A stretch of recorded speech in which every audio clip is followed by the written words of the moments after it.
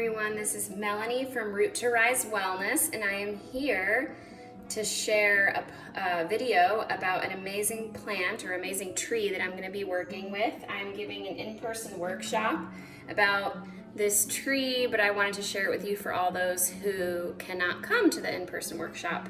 So the plant of today is pine. So, pine is so common, right? There's 126 species.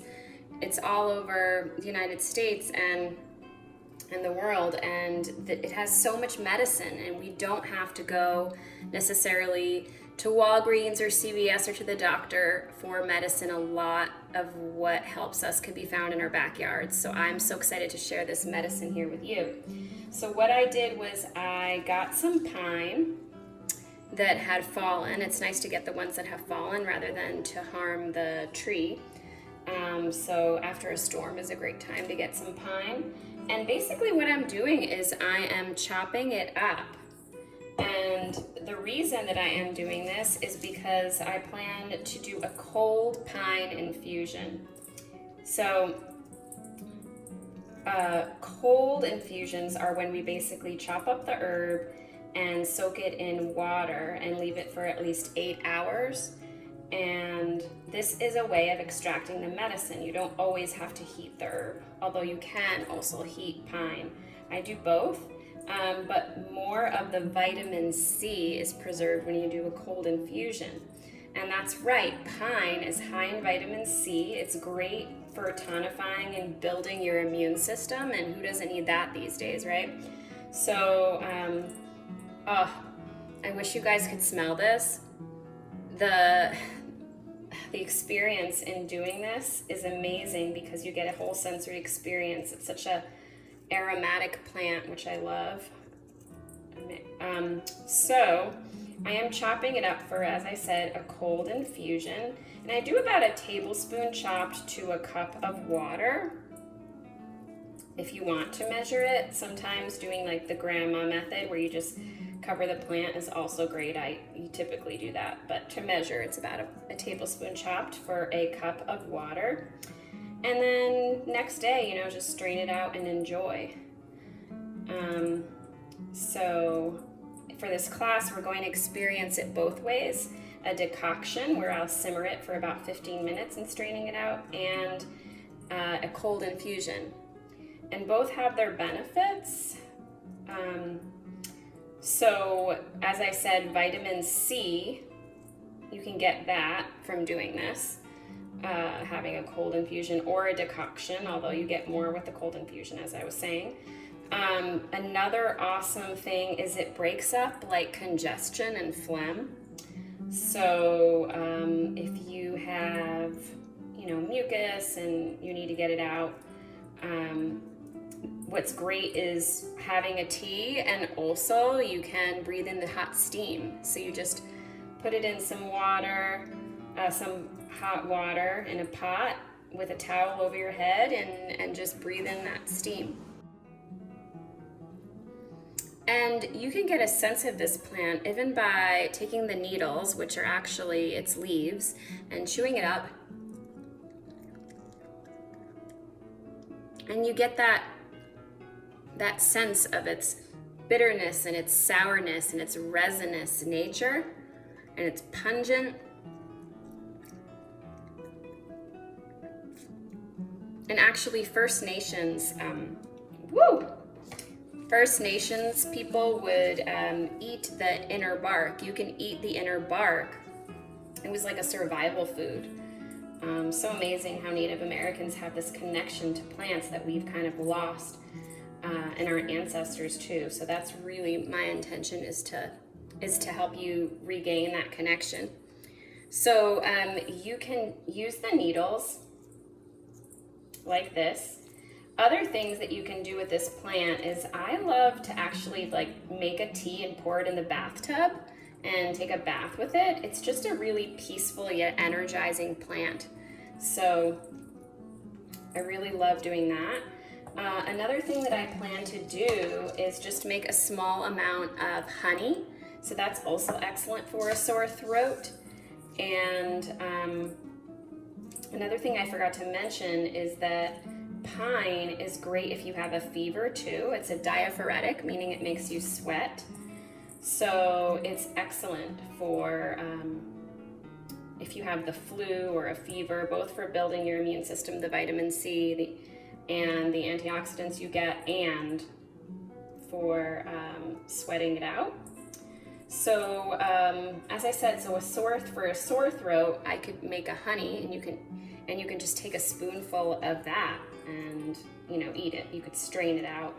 How you do a honey is you chop it up just as I'm doing, cover it with honey, and mix it up, leave it in a sunny window, and then every day, if you have a plastic top, you can just turn it over, because you want it to get a little agitated and it's hard to stir honey, but you could use chopsticks or a spoon or whatever. Stir it up or turn it over, and then after 3 or 4 weeks, it's kind of a little bit messy to strain it out, but you can gently, very lightly heat it and strain it out, or just leave the pine in there if you don't mind it. I would probably strain it out.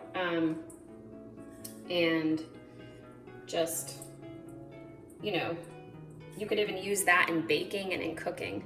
And the extra bit with the pine in it, that can go in cookies or something.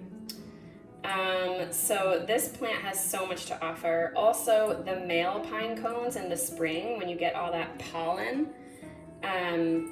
is awesome, because that is ironically a tonic for men for building testosterone. So men who have erectile dysfunction, they can use, you can collect by shaking off the male cones, you can collect the pine pollen. So that's not the female cones. The female cones are the ones that are the pine cones that have the seeds, but the male ones come out in the spring when they have all that pollen on them.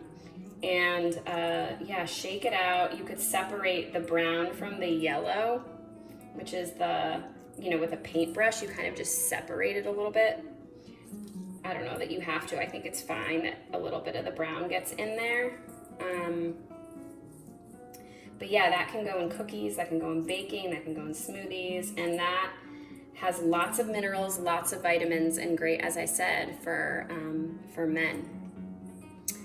And pine is also often made into oils, which I am making with this, oils, and then heated and made into a salve. So it's first a sap that becomes, it basically heals the tree. If there's any, it's created in a tree whenever the tree is wounded. So it's a protector, so organisms and stuff don't get into the wound of the tree. And it's really sticky and stuff.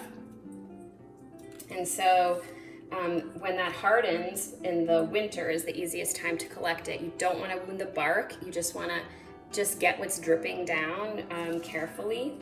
And that can be heated and made into a salve with beeswax. And basically, that's great for drawing out splinters, for healing wounds. And the oil can be used for rheumatic conditions. So I'm actually going to be using the oil in a salve for sore muscles and rheumatism, because I'm going to combine it also with goldenrod and rosemary, which are great for those conditions. So stay tuned for that.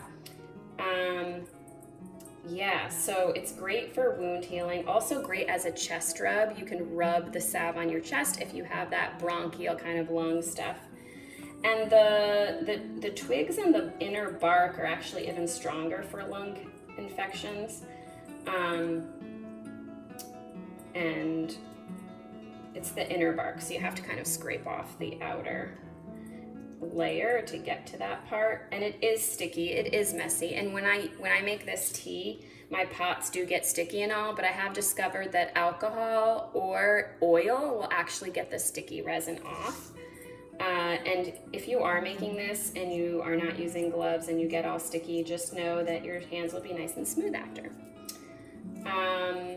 The other thing I wanted to mention is that it's an awesome flower essence. So working on the spiritual or the emotional issues behind disease, that's what flower essences do. And using the flowers of this plant, it's a beautiful process where basically it's like homeopathy, where the energy of the flowers goes into this water that you preserve using brandy or glycerin or apple cider vinegar. And for this plant, the healing that it has is for releasing pain, guilt or blame or self-blame. So it helps you move past that, to accept yourself and to move on past self-blame and guilt. And I have taken it. It's a wonderful essence. And I do make those. If you feel like that is something that you need, I can totally make you a 1 ounce, which would last about 3 weeks, of this amazing pine medicine. And it's so awesome that you can really work with it year round. So in the spring is when you can get, the pollen, and you can always use the needles. So it's just amazing that you can use it year round. As food, as medicine, so much to offer this amazing pine plant. And when I went and gathered it, I sang to the plant, sang to the tree as a thank you, because nature is providing me with this beautiful medicine, and I want to show gratitude, and that's how I like to do it. So thank you so much for joining me for this little lesson on pine. The best thing you can do is just get out there and just spend some time observing and noticing it. For identification, as long as it has 2 to 5 of these little bundles of needles that are held within a sheath, then you have the right plant. So that's also important to know. But yeah, I would just spend some time with it and just sit with it. We often don't give ourselves time to get to know a plant by observing it, and that is how our ancestors and Native Americans, that's how they did it.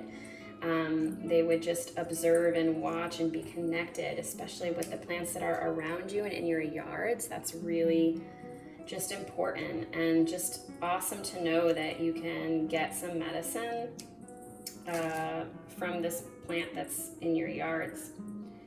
I also could mention that you could make a tincture, an alcohol tincture out of it. You will need a high proof alcohol. So 190 proof is what I typically would use. And we can go over that in a different lesson on how to make tinctures, but that is an alcohol extract and another way to get the medicine of this plant. So I thought I was going to end this video earlier, but I just keep going because I realize there's just so much more to say about pine. Here I am chopping it up, and I am chopping it up as, as little as I can get it. The more you can expose the plant, the better when you are making medicine. So I've chopped it up, and as I said, I'm going to just measure a tablespoon for a cup of water, and I'm just going to put it in this jar and top it off with some honey. And I'll do that like a 1-to-2 ratio. So let's see. I'm doing 1 tablespoon of the pine chopped up. I'm actually going to go for 2 tablespoons of the pine chopped up, and then I'm going to cover that with honey, hoping I have enough honey here. The best honey quality of honey you can get would work great. And yeah, I'm going to do this and make my cold infusion. And for this in-person class, we're going to also have a hot infusion or a hot decoction made. And if you have a pine allergy, I will say to be careful. And you can always work with the plant as a flower essence if anything. So working with the plant as a flower essence is totally doable for anyone, even if you have an allergy. And then you can also just try and start small and see how you do, but you do have to, this may not be the right plant for you if you have a serious like pine allergy. There are other plants, though, that help with allergies. So yes, everyone. Thank you so much for watching this. If you have any questions, feel free to contact me. And have a great day. Bye-bye.